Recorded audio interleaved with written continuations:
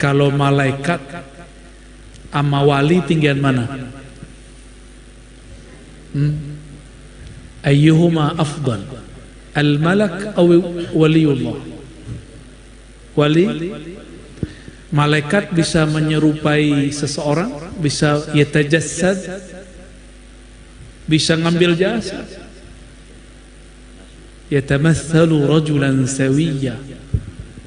Malaikat ketika datang kepada Sayyidatuna Maryam, ketika bertamu kepada Sayyidina Ibrahim, ketika datang kepada Sayyidina Nabi, hadir Sayyidina Umar, para sahabat mutawatir semua menyaksikan bahwa malaikat menyerupai seorang laki-laki. Saya mau tanya lagi, lebih tinggi wali atau malaikat? Yakin? Kenapa wali lebih tinggi? Li'annahum warasatul anbiya. Karena mereka adalah pewaris-pewaris para anbiya. Nah, ini yang harus dipegang. Karena dia satu langkah di belakang Nabi. Makanya wali-wali lebih tinggi daripada para malaikat. Jika malaikat diizinkan Allah untuk yatajassadu, yatamatsalu rajulan sawiyya, menyerupai seseorang, maka seorang wali pun Allah izinkan menyerupai seseorang. Cuma kalau sir kita tidak lagi connect, tidak hidup, kita tidak sadar. Bahkan kadang seperti Sayyidina Ibrahim, sudah lama, sudah berjam-jam baru beliau sadar bahwa yang datang adalah malaikat. Biasanya baru sadar setelah terjadi, setelah selesai. Inilah pengalaman-pengalaman orang ketemu orang yang sudah wafat. Bahkan ketemu Sayyidina Al-Khidir Balia ibn Mulkan Abul Abbas alaihi salatu wassalam. Jadi kadang kita kalau ziarah, ini bukan dongeng, ini asli ya. Kalau dongeng apa yang diceritain ya. Kita kalau ziarah, sang walinya Allah izinkan berjasa, tapi bukan di kuburan itu, tapi dia duduk di warung-warung. Kadang dia nyamar jadi pengemis. Maka hati-hati kalau ziarah. Inilah yang dikalamkan oleh Al-Qutub di zamannya, Al-Imam Nawawi qaddasallahu sirrahu. Dalam kitab Mukhtasar beliau tentang mengenai manasik al-hajj wal umrah. Apa kata beliau? Jika engkau datang ke Madinatul Rasul sallallahu alaihi wasallam, maka hormatilah tetangga-tetangga Rasul sallallahu alaihi wasallam. Siapa tahu itu bukan tetangga fisik. Tetangga Rasul siapa? Bukan yang fisik itu. Ada Abu Bakar, ada Umar, ada tetangga di Baqi'. Kenapa mereka dapat akses semakin hebat? Saya mau tanya lagi, lebih tinggi wali atau syuhada? Aulia atau syuhada? Aulia. Lebih tinggi aulia. Oke, coba lihat tentang ayat wali. Bal ahya'un inda rabbihim yurzaqun. Jangan sekali-kali kau katakan wali, para syuhada itu mati. Mereka ahya, hidup di sisi Allah. Inilah al-hayah al-haqiqiyah. Inilah hidup yang sebenar-benar hidup. Hidup sebenar-benar hidup. Ketika dinisbatkan di belakangnya inda rabbihim, tidak ada lagi hidup lebih mulia dari hidup itu. Itulah yang disebut nafas Ahmad. Itulah ilmu daripada Tuan Guru Ijai. Di akhir hayat beliau menjelaskan asrar Ahmad. Maka makrifat seseorang itu petanda kewaliannya. Jadi petanda wali seseorang bukan karomahnya. Maka jangan hanya ceritakan karomahnya. Saya lihat manakib beliau diisi oleh karomah-karomah. Kalau karomah, kita juga punya banyak cerita. Jangan hanya ceritakan karomahnya. Karomah yang lebih tinggi adalah ma'rifatullah, mengenal Allah subhanahu wa ta'ala. Para syuhada hidup di sisi Allah, apalagi para aulia. Aulia itu nama lainnya ahibbaullah, kekasih Allah. Kalau kekasih mau apa saja dikasih. Kekasih bilang, ya Rob itu muridku, aku ingin mendatanginya. Datang dia. Ya Allah, ada orang yang menghidupkan ajaran-ajaranku. Itu kan ajaran Engkau jua ya Allah. Izinkan aku hadir di majelis-majelisnya. Allah bisa izinkan. Karena aksesnya, karomah hakikinya Allah tumbuhkan. Oleh karena itu karamatul awliya awdah ba'da wafatihi. Kewalian para nabi lebih jelas lagi kalau dia sudah wafat. Kalau masih hidup masih banyak cerita burung. Tapi kalau sudah wafat dirasakan oleh orang-orang yang kolbunya hidup. Semoga Allah menjadikan siapapun yang hadir kolbunya hidup. Tapi seberapa hidup itu jatah dari Allah. Gak bisa protes ya. Kita hadir ini aja sudah cukup ya. Saya waktu kecil thariqah pertama yang saya pelajari adalah thariqah yang juga diamalkan dan diajarkan oleh Abah Guru, At-Thariqah As-Samaniyah. Thariqah Saman. Thariqah Saman itu gabungan banyak thariqah, tapi yang paling tinggi Al-Qadiriyah wal Khalwatiyah, itu paling banyak. Tapi di situ ada thariqat anfas, thariqat nafas. Ada thariqat Junaidiyah, ada thariqat Naqsyabandiyah, maka ada zikir khafinya. Mata dipejam, lidah dikunci, kolbu diaktifkan. Allah, itu zikir beliau. Adalah zikir al-ismul a'zam, mulai daripada ya hayyu ya hayyu ya qayyum. Makanya kalau saya ke Kalimantan, mau dari mana aja tempatnya, pasti kalau di masjid Banjar, orang Banjar, ba'da azan subuh sampai mau iqamat pasti orang zikir ya hayyu ya qayyum. Gimana? Ya hayyu ya qayyum la ilaha illa anta birahmatika astaghis. Pasti itu zikir adalah hadiah daripada Rasulullah sallallahu alaihi wasallam kepada seorang wali di zamannya, namanya Al-Kattani. Al-Imam Al-Kattani mengeluhkan kepada Allah, wirid sudah banyak tapi kok rasanya tidak ada di qalbu. Hafal Quran, hafal hadis, namanya ittirab. Ya Allah, zikir sudah banyak tapi kok sholat gak khusyuk juga. Kata beliau, ya Allah, ternyata zikir-zikirku tidak ada efek pada diriku. Maka beliau tertidurlah dalam curhatnya kepada Allah. Di saat itulah Allah menunaikan makna ayat Ammay yujibul muttarra idza da'ah. Siapa lagi yang akan menjawab orang yang sudah mengeluh kesah kepada Allah jika dia menyerunya. Maka Allah kirimlah kekasihnya baginda Rasul sallallahu alaihi wasallam. Kalau di riwayat itu disebutkan tidur, tapi sebenarnya itu ma bainal yaqazah wan naum, antara tidur dan bangun. Wali begitu. Wali itu nggak ada tidurnya tidur plong, nggak ada.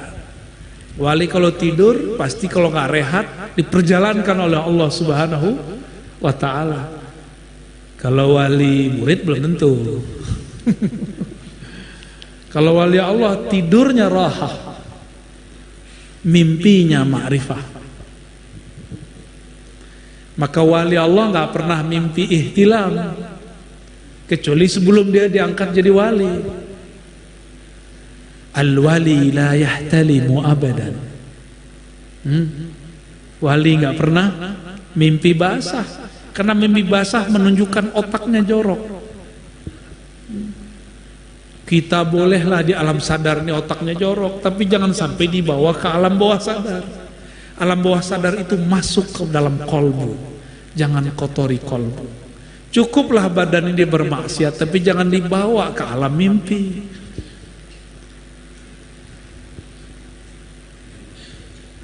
Al-Imam Al-Qahtani dihibur oleh baginda Rasulullah SAW. Ditanya, ada apa engkau wahai Qahtani? Dijawab oleh Imam Qahtani, wahai ayahanda ruhaniku, aku mengeluhkan zikirku tidak berpengaruh kepada kolbuku. Apakah obat? Fama dawa'u qalbi. Apa obat kesatnya, kerasnya kolbuku? Dijawab oleh baginda Rasulullah SAW. Bacalah ya hayyu ya qayyum bi rahmatika astaghis la ilaha illa anta 40 marrah. Ya, 40 kali engkau baca ya hayyu ya qayyum bi rahmatika astaghis la ilaha illa anta antara salat sunnah fajar dengan salat subuh. Inilah menjadi usul thariqah samaniyah. Pokok thariqah samaniyah, sebelum seseorang itu ditanam biji mahabbatullah di kolbunya, maka digemburkan dulu tempatnya. Cara menggemburkan kolbu adalah cangkullah dengan nama ya hayyu ya qayyum. Dulu orang masih kuat di perkotaan zikir la ilaha illa anta bi rahmatika astaghis. Sekarang dapat diskon. Cukup ya hayyu ya qayyum 40 kali. Cukup. Gampang toh akhir zaman? Ya, diambil dari surah Al-Baqarah dan Al-Imran. Allahu la ilaha illa huwal hayyul qayyum. Itulah al-ismul a'zam yang ada dalam ayat kursi. Ya. Di ayat kursi ada nama Allah baik zahir ataupun dhamir lebih daripada 15. Ya. Hitungan saya begitu. Siapa tahu salah hitung, tolong dihitung ulang. Ya. Itu dahsyat itu nama. Maka wajar ayat kursi ini dibaca. Jika orangnya tidak hak, terbakar dia. Siapa yang tidak hak? Iblis laknatullah. Tapi lucunya iblis ini tahu wirid-wirid ini. Ketika Sayyidina Abu Hurairah radhiyallahu taala anhu diizinkan oleh Allah menjadi khadam Rasulullah, maka dia ditugaskan untuk menjaga logistik gudang gandum. Malam pertama dia jaga, tahu kisah itu ya? Tertangkaplah seseorang. Itu iblis. Setan bisa menyerupai seseorang, bisa berfisik. Masa wali nggak boleh berfisik? Lebih cemen wali dong daripada iblis ya. Yang masih belum percaya wali yang sudah wafat bisa berjasad. Nih dalilnya. Iblis aja bisa. Apakah wali lebih lemah dari iblis? La, balhum aqwa ya. Ditangkap, diancam ya, dikadukan kepada Rasulullah. Karena kalau dikadukan ke Rasulullah selesai dia, terbakar dia. Maka dia beralasan anak istrinya. Abu Hurairah punya hati nurani, dia pernah hidup susah, bahkan dia sampai saat itu masih susah. Dia bebaskan. Besok begitu lagi dibebaskan. Terakhir tidak ada cerita. Engkau tidak boleh bebas. Maka si iblis yang nyamar jadi maling mengatakan, hei Abu Hurairah, aku ajarkan engkau satu wirid yang jika engkau mengamalkannya, engkau tidak diganggu oleh iblis. Yang ngomong iblis. Abu Hurairah polos. Oh oke. Tapi kata iblis, tunggu, aneh punya satu syarat, bebaskan aku. Abu Hurairah karena semangat tidak mau diganggu iblis. Oke.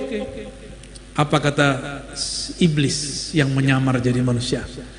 Bacalah ayat kursi, engkau akan dijaga oleh Rabbul Kursi, Allah yang memiliki Al-Kursi. Maka dilepaslah, karena Abu Hurairah orang yang menepati janji. Setelah dilepas, besok pagi beliau datang kepada baginda Nabi sallallahu alaihi wasallam. Apa kata Nabi?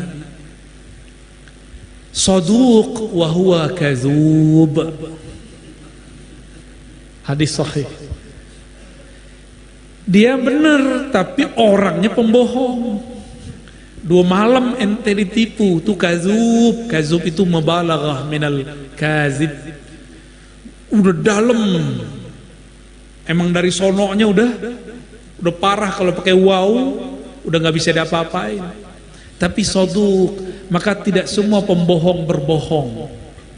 Cuma harus diulik-ulik dulu kapan kebenaran pembohong keluar, jika dia kepepet. Thariqat al-kepepetiyah, itulah thariqah Imam al-Kazub, iblis laknatullah alaih. Lalu Sayyidina Abu Hurairah kaget, tahu nggak ente siapa itu yang datang? Itu adalah syaitan nyamar jadi seorang maling. Itu masih mending nyamarnya jadi maling. Ada yang nyamar jadi ustadz. Ini yang gawat. Semoga tidak ada yang nyamar jadi ustadz sekarang. Di situ ada lafaz hayyu qayyum. Coba baca hayyu. Nafasnya keluar nggak? Hayyu. Nah, kenapa ini bisa membuka kolbu? Kolbu ini juga berkaitan dengan otak secara zahir. Jika kita buang ha, maka di situ ada rahasia Allah Al-Fattah. Allah buka itu isi otaknya. Encer lagi otaknya yang beku. Hayyu ada ya. Apakah makna ya? Yasin. Sebelumnya saya nukil tafsir Ibnu Katsir, ya insan atau ya Muhammad, itu artinya. Insan di situ Nabiuna Muhammad sallallahu alaihi wasallam. Ada tafsir ma'rifatullah. Ini ilmunya Abah Guru nih. Mau dengar? Serius. Ya itu kolbunya Rasulullah sallallahu alaihi wasallam. Ya itu simbol huruf kolbu Rasulullah sallallahu alaihi wasallam. Titiknya ada berapa ya?